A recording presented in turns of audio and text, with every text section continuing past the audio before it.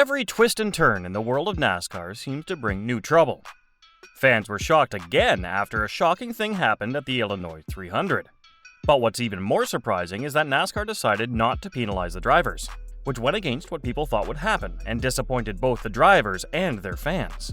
As a result of what happened, Hendrick Motorsports and Elliott's loyal fans were very upset, and they took the matter to Twitter. So get ready to dive into the explosive emotions of the NASCAR world and find out why NASCAR's decision has made everyone question the fairness of the sport. But before that, please subscribe to our channel and hit the like button for more whereabouts on NASCAR. The world of sports is no stranger to controversy, and NASCAR is certainly not exempt from it. When decisions made by the governing body go against the expectations and desires of fans, emotions can run high and disappointment can be felt throughout the fanbase. The incident that unfolded on lap 219 of the Illinois 300 race only added fuel to the fire. Austin Dillon and Hendrick were fiercely battling for the 12th position, both drivers hungry for success. In the heat of the moment, Hendrick's Ford Mustang made contact with Dillon's right rear, sending him spinning out and ultimately ending his race. The shock and disbelief among fans were palpable, especially after the recent Denny Hamlin-Chase Elliott controversy. However, the aftermath of the incident was met with another unexpected twist.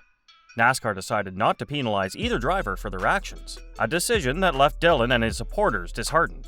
The announcement unleashed a wave of frustration among Elliott's fans, who took to social media to express their disappointment and anger at the seemingly controversial decision. The controversies surrounding NASCAR's ruling sparked intense reactions and discussions among fans and experts alike. Richard Childress, Dillon's grandfather and team owner, didn't hold back when it came to voicing his support for his grandson. In an interview, Childress openly accused Hendrick of intentionally wrecking Dillon, characterizing it as a form of payback. The Illinois 300 race faced its fair share of challenges even before it officially began. Weather conditions initially delayed the race by an hour and a half, testing the patience of both drivers and fans. As if that wasn't enough, connectivity issues plagued the gateway, causing problems with crucial data reporting for the teams. Fuel usage, timing, scoring, all of these vital elements were affected by the electricity and fiber connectivity problems. To add insult to injury, the live broadcast of the race encountered its own set of difficulties during Stage 2. WWT and Fox, the broadcasting partners, experienced technical problems that disrupted the viewing experience for fans. Photographer Dalen Barr publicly raised the issue, shedding light on the challenges faced by the broadcast team in delivering a seamless experience. NASCAR Vice President Elton Sawyer addressed the situation, that NASCAR had thoroughly reviewed both the video footage and data of the incident. The collision occurred when the left front of Hendrick's number 2 Ford made contact with the right rear of Dillon's number 3 Chevrolet, resulting in Dillon's car being sent into Ricky Stenhouse Jr.'s number 47 Chevrolet. Sawyer expressed NASCAR's perspective, stating that they had not observed anything significant enough to warrant a suspension or penalty. According to him, it appeared to be a case of hard racing, with one car moving up slightly and another car moving down. He emphasized that NASCAR takes incidents seriously, particularly when cars are turned head-on into each other or into the wall. Sawyer spent considerable time analyzing the incident, scrutinizing the data, and reviewing TV footage, ultimately determining it to be a situation of intense racing rather than intentional misconduct. But Chase Elliott fans and fans of Hendrick Motorsports didn't like the choice, and they said so in the comments parts of different social media posts. NASCAR's move to suspend Chase Elliott based on SMT data has made fans even more upset than they were with the previous decision. The latest choice made them even more upset, and they strongly disagreed with NASCAR's decision. Many fans thought the decision was unfair and that the rule only applied to drivers like Bubba Wallace and Chase Elliott. So, the right hook rule only applies to Bubba and Elliott? Hendrick's dad must have given money to NASCAR. Fans thought that NASCAR made decisions that were consistently inconsistent. The remark got a lot of Chase Elliott fans' attention down astronomically. Chase Elliott fans were so upset that it was hard to take. They pointed out the parallels between what happened with Dillon and Hendrick and what happened with Elliott before. So now NASCAR is keeping track of how much a driver hooks a driver. Yikes. He did the exact same thing that Chase did. Dillon caught up, made touch, then Hendrick did a left turn on him. They said it was bad that NASCAR used SMT data days after the race. Instead, they said decisions should be made right away or not at all during the race. What do you guys think? Is Hendrick at fault here? Tell us what you think in the comments below. Also, don't forget to subscribe to our channel and click the bell button for more updates. The SMT data, which had become an invaluable resource for making split-second decisions, was nowhere to be found. A fiber issue had disrupted the entire system, leaving everyone scrambling for answers. As the race unfolded, NASCAR was left blind, unable to monitor crucial information about Cindric's throttle or steering in real time. It was a frustrating situation, knowing that they couldn't access the data that could potentially shape the outcome of the race. However, there was a glimmer of hope. Recordings of the data were available, providing a lifeline for NASCAR to review and analyze before making any decisions. It was Hendrick who came to the rescue, shedding light on the situation after NASCAR chose not to issue a penalty. He took to Twitter, sharing a sample of the SMT data that showcased the positions of his and Dylan's cars, along with other relevant information.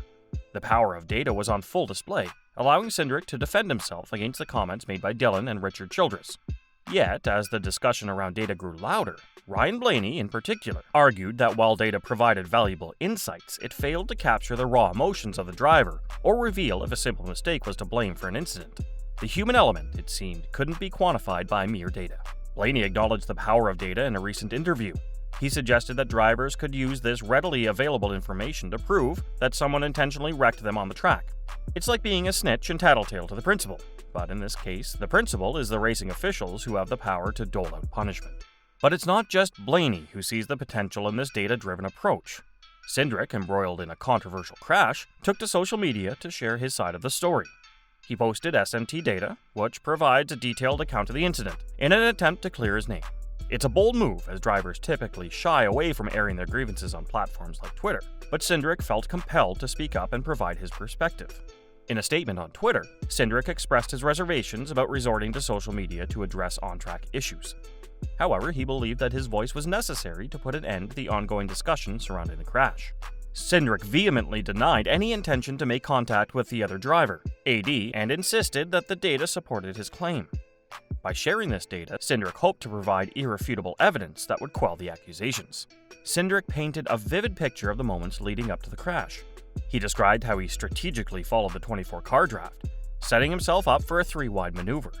This move was intended to trap the 3 cars on the bottom, giving Hendrick an advantage as they approached turn 2. However, as Hendrick had anticipated, the 3-car attempted to fill the gap, aiming for the ideal racing line. Unfortunately, the timing was off, and this convergence of events occurred right at the braking point for the corner. Hendrick, recognizing the situation, started to ease off the throttle, showing an intent to avoid contact. Interestingly, Hendrick emphasized that his steering angle did not shift to the left until the moment of impact. This detail was crucial, as it challenged the notion of intentional contact. It was a behavior inconsistent with someone attempting to catch and hook another car, suggesting that the collision was more a result of circumstances than malicious intent. Taking a broader perspective, Hendrick brought up the importance of safety in racing. He argued that, upon reviewing the data, he found no evidence of neglect towards the safety of others, himself included.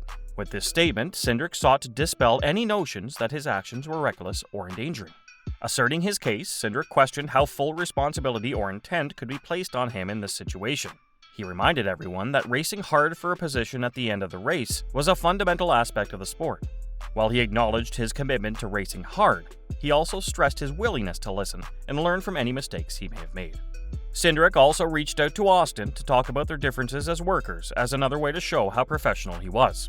So that's all we've got for today. We hope you enjoyed it. Tell us what you think of the video in the comments below, and don't forget to subscribe to our channel. We hope to see you in the upcoming video.